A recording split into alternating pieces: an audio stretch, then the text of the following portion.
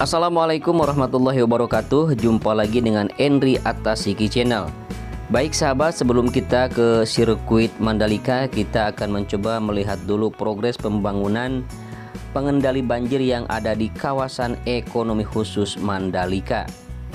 Pengendali banjir ini dibangun melalui Kementerian PUPR melalui Balai Wilayah Sungai Nusa Tenggara I, Ditjen Sumber Daya Air Tengah. Pembangunan saluran pengendali banjir ini mencapai 5 km. Kemudian untuk biayanya mencapai 75 miliar rupiah.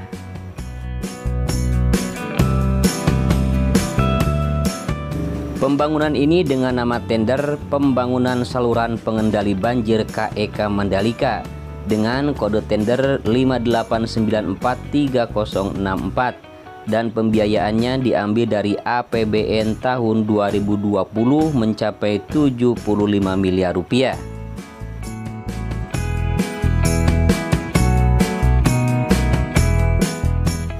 Melalui pembangunan pengendali banjir ini diharapkan KEK Mandalika bebas dari banjir, yang kemudian pembuangan air itu langsung dibuang ke Laguna.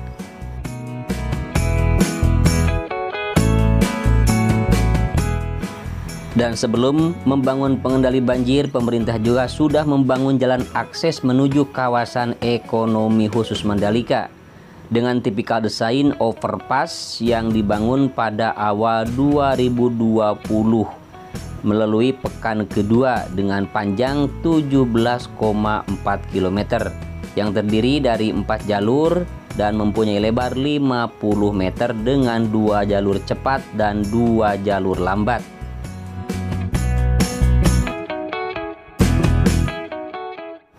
Kemudian PUPR juga telah membangun ruas jalan Tanah Awu Sengkol sepanjang 5 km dan kemudian membangun juga ruas jalan Sengkol Kuta sejauh 10 km. Dengan adanya ruas jalan ini diharapkan akan bisa memangkas waktu dari perjalanan BIL menuju Mandalika yang sebelumnya memakan waktu 40 menit, sekarang hanya membutuhkan waktu 15 menit perjalanan saja.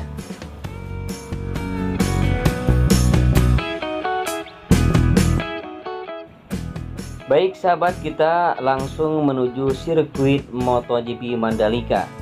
Sirkuit yang mempunyai panjang 4,31 km ini dibangun di kawasan wisata seluas 1035,67 hektar yang berlokasi di Kabupaten Lombok Tengah, Nusa Tenggara Barat.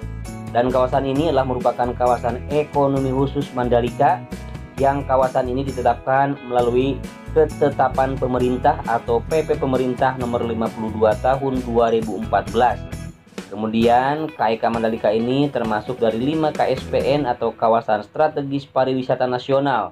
Di antaranya yaitu Danau Toba, Borobudur, Lombok, Labuan Bajo, dan Manado Likupang Bitung.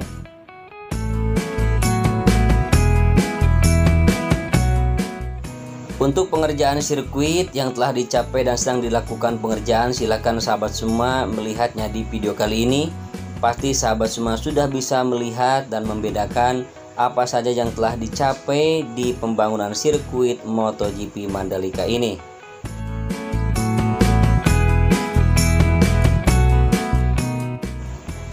Untuk pembangunan Mandalika International Circuit atau sirkuit Mandalika ini membutuhkan land keriling seluas 429.175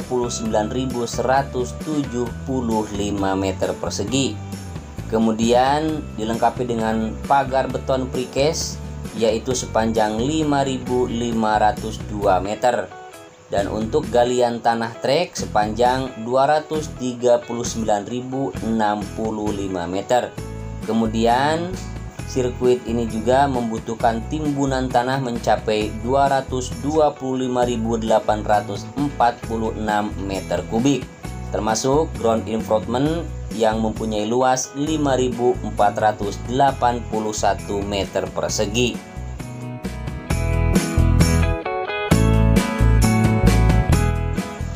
Sirkuit yang merupakan sirkuit jalan raya pertama di dunia yang akan dijadikan sebagai gelaran balap MotoGP ini mempunyai trek lurus panjang 700 meter. Kemudian dilengkapi dengan 2 tunnel atau 2 terowongan. Yang pertama yaitu tunnel ke-1 yang dibangun di ujung trek lurus, tepatnya sebelum tikungan yang pertama yang berbelok ke arah kanan. Tunnel pertama ini mempunyai panjang 65,57 meter, kemudian lebarnya 12 meter dan ketinggiannya mencapai 7 meter. Dan lokasi tunnel ini berada di utara sirkuit. Kemudian untuk tunnel yang kedua atau terowongan yang kedua dibangun di antara tikungan yang ke-7 dan tikungan yang ke-8 dengan panjang 117,77 meter, kemudian lebar 12 meter dan tingginya sama 7 meter. Tunnel ini berada di selatan sirkuit. Kedua tunnel ini fungsinya sama, yaitu untuk mobilisasi para penonton atau para pendatang, para pengunjung untuk keluar masuk zona sirkuit. Juga difungsikan untuk pengangkutan bahan logistik demi keperluan balapan.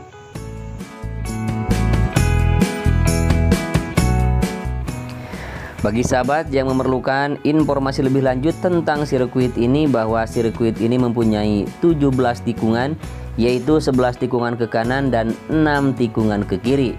Yang sebelumnya sirkuit ini akan dibangun 19 tikungan.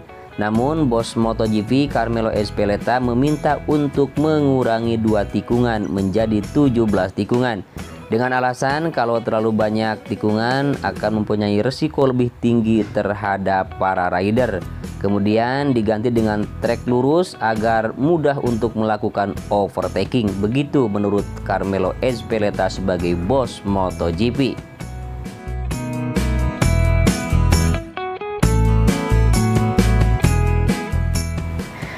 Sirkuit Mandalika ini nanti akan dihiasi oleh bunga bougainville atau sering kita menyebutnya dengan bunga kertas atau kembang kertas, di mana kembang ini akan ditanam di bukit-bukit yang ada di sirkuit Mandalika.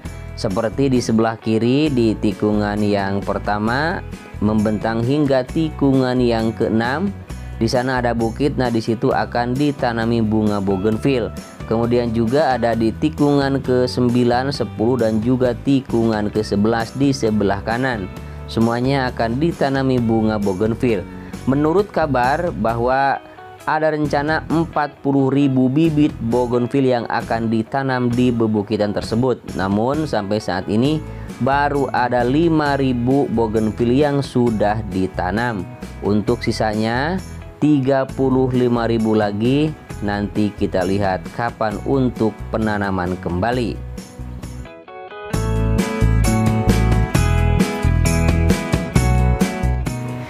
Sirkuit kebanggaan kita ini nantinya akan mempunyai 93.200 tempat duduk untuk para penonton. Kemudian ada juga 138.700 area tanpa tempat duduk. Kemudian ada hospitality suite yang mampu menampung 7.700 penonton. Dan termasuk 5 grandstand yang berkapasitas 150.000 penonton. Yang nantinya grandstand tersebut akan dibangun di tepi pantai Kuta Mandalika.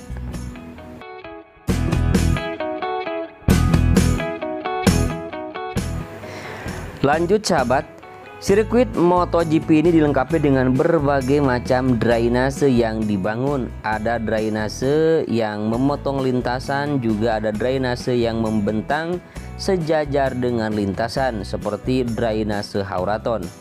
Drainase Hauraton ini mengapit min track atau trek lurus sepanjang 4,31 km, di mana drainase di sirkuit menggunakan 2 produk Hauraton yang terpasang, yaitu yang pertama Faservik Super, yang mana badan atau channelnya terbuat dari fiber reinforced concrete drainage, dan juga untuk yang kedua adalah Resivic High Cap, yang dimana badan atau channelnya terbuat dari plastik daur ulang.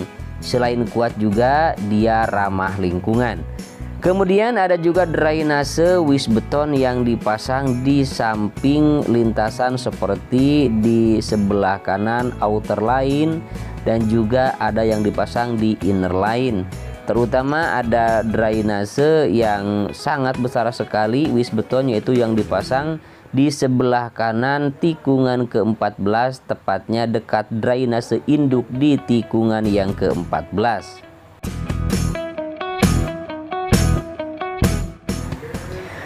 Untuk pemasangan drainase yang memotong lintasan terdapat di ujung trek lurus, tepatnya sebelum tikungan yang pertama. Kemudian juga ada drainase induk yang ada di tikungan yang keempat. Kemudian drainase yang memotong lintasan juga ada di tikungan ke-7. Kemudian ada di tikungan ke-11, di tikungan ke-13, dan yang terakhir di tikungan yang ke-14 sebagai drainase induk.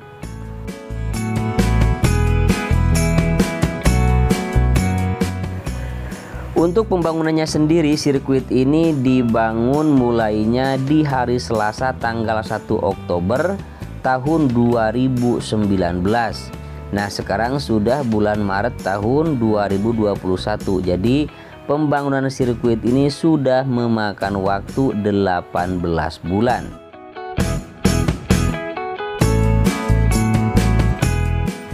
Dan menurut rencana, sirkuit ini akan selesai dibangun pada bulan Juni tahun ini. Jadi hanya tinggal menyisakan waktu 3 bulan lagi. Mudah-mudahan para pekerjanya diberikan kesehatan, kelancaran, dan juga sirkuit ini nanti akan selesai tepat pada waktunya. Sehingga sirkuit ini nanti akan bisa digunakan untuk balapan MotoGP. Mudah-mudahan tahun ini.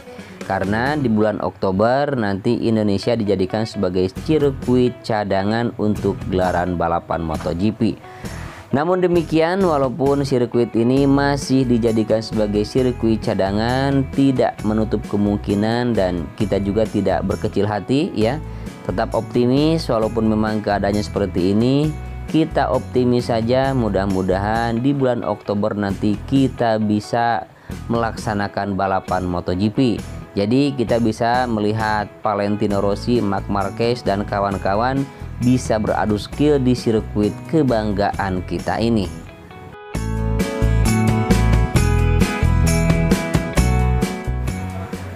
Kemudian untuk pembangunan pedok, sahabat semua, di sirkuit ini nanti akan dibangun di sebelah kiri trek lurus ya. Kemudian juga nanti di sana akan dibangun lahan parkir. Kemudian juga nanti untuk grandstand dan juga untuk tribun. Untuk tribun sendiri nanti akan dibangun di sebelah kanan trek lurus ya, yang membentang dari awal trek lurus hingga mencapai di tunnel yang kedua. Kemudian juga nanti akan dibangun tribun di sebelah kiri di tikungan yang pertama, yaitu itu merupakan VVIP ya. Kemudian juga di sebelah kanannya di tikungan yang pertama nanti katanya dibangun juga. Dan kemudian ada juga grandstand yang saling berhadapan berada di tikungan yang ke-6 ya. Yang ke-6 di sebelah kiri dan juga di sebelah kanan. Kemudian nanti juga akan dibangun di sebelah kanan di tikungan yang ke-13.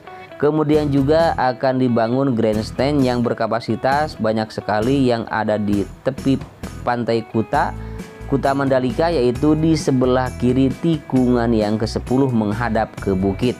Nah, seperti itu sahabat kabarnya tentang grandstand dan juga podium ataupun tribun yang akan dibangun nanti di sirkuit MotoGP Mandalika.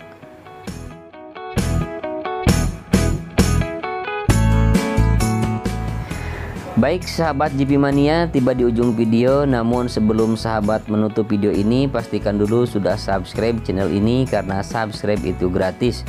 Kemudian juga apabila suka silahkan untuk like, dan juga apabila ada pertanyaan silahkan tinggalkan pertanyaan Anda di kolom komentar. Mohon maaf apabila ada kekurangan, kesalahan, dan juga kekeliruan di dalam memberikan informasi seputar sirkuit MotoGP Mandalika ini. Mohon pintu maaf dibukakan selebar-lebarnya. Dan juga mudah-mudahan sahabat semua ada dalam lindungan Tuhan Yang Maha Kuasa, Allah Subhanahu wa Ta'ala. Akhirnya saya Endri Atasiki pamit undur diri. Wassalamualaikum warahmatullahi wabarakatuh.